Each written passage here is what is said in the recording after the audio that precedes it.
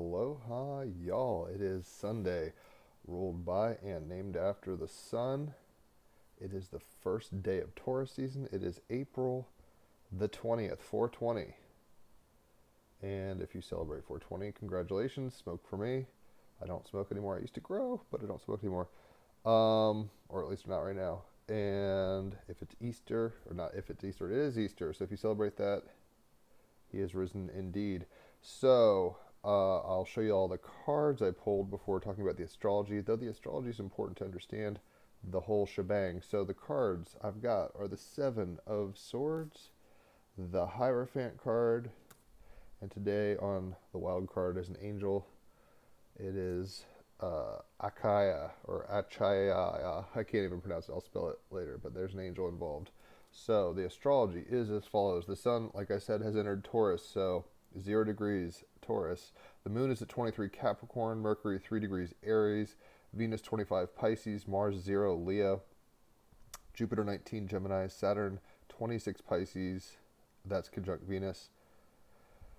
Uranus is at 25 Taurus, Neptune 0 degrees Aries, that is still technically conjunct Saturn, as well as Venus. Pluto is at 3 degrees Aquarius, North Node 26 Pisces, that's conjunct Neptune, Saturn, and Venus. Black Moon Lilith is at 2 degrees Scorpio, and Chiron 23 Aries. The major aspects right now, Mars is opposite the Moon. Mars is opposite Pluto. The Sun and Chiron. The Sun is opposite Black Moon Lilith. The Moon is trining Uranus. Jupiter is squaring the North Node, Saturn, and Venus, and Mars is trining Mercury, Neptune, North Node, Saturn, and Venus. So let's go ahead and get the cards. If you're a sword, you're an air sign. So Geminis, Libras, and Aquarius, though we all have the mind, the sword of intellection about us. The suit for the swords is the air sign gang. Seven of Swords, desiring for what others have, the desire for what others have, being dishonest and deceptive, challenging cultural values and ideals. On page 134, Seven of Swords, I want what others have. Deception, betrayal, and cunning are at play. Ironically, often when we do something in secret, taking special care not to be discovered, a logic-defying energy plays with us. Two people speaking to one another when they don't normally. Sending an email to the wrong person. Leaving a phone face up accidentally on a table. Apparently, random collisions like this defy all the odds and expose our deceptions. The use of deviousness to gain an advantage or deceive always contains the seeds of its perpetrator's downfall. Most forms of private and public wrongdoings, acts of adultery and other personal betrayals, financial fraud, government corruption, even murder and genocide are fueled by lies. Ultimately, every lie we tell haunts our future and sours our past. There is no telling when or how it might collide with reality, requiring further maintenance and more lies. The truth never needs to be tended. In the Seven of Swords artwork, we see a figure making a dramatic escape. He carries two swords which he has seized from the obscure floating tank, seemingly a repository guarded by strange disc-eye security. And I should say they look like Easter eggs. Slightly. The image is a playful reference to the artists Damien Hirst and Jeff Koons. Both had a talent for reconfiguring things of little perceived value into rare objects. Sun and Taurus. What is valuable? What is beautiful? Are the swords artifacts, worthless, rusty metal, or fine art? This brings into question what is value? What makes something intrinsically valuable? Who decides? This reminds me always of Indiana Jones, smash and grabbing from the Nazis. This belongs in a museum. Why? Because it has value. It is the ubiquitous game of who decides. It is the value our culture places on things in itself a grand deception. Jeff Bezos and the women involved on that space thing, quote unquote space. It's the ubiquitous game of restricting supply so an item is perceived as rare, unique, and precious. Our prevalent communication delivery system, the media, drips with stories about the rich and famous designed to make us drool over manufactured and empty lifestyles. Beneath the luxurious sensual comfort of privilege are the same challenges of love, approval, loss, and abandonment we all face. We are bewitched to fill our own longing for wholeness, certainty, and completion with what we define as, quote, other. The Seven of Swords asks you to consider those parts of your life where there may be dishonesty, and deception. Perhaps you feel that you don't have the courage and energy to meet something head on. Sun in Taurus, right? We're slow and steady and not maybe fast, fast, fast.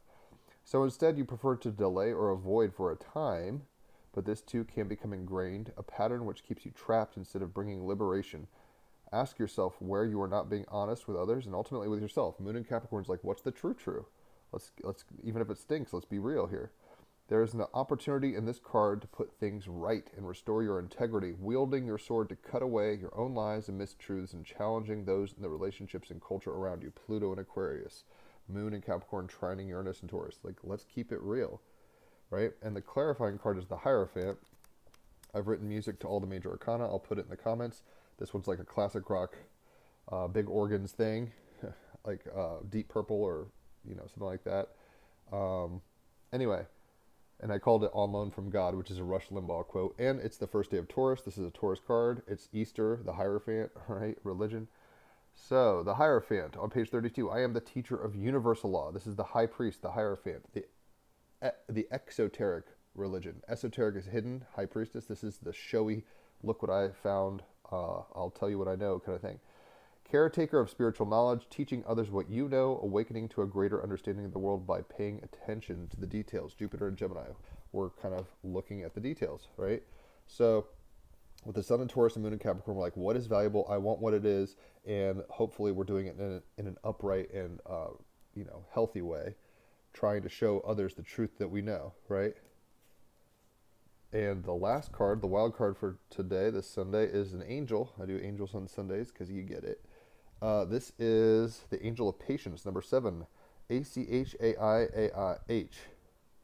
Achaiah. I probably mispronounced that, but this angel is as follows. It's about it says patience is the mother of all virtues.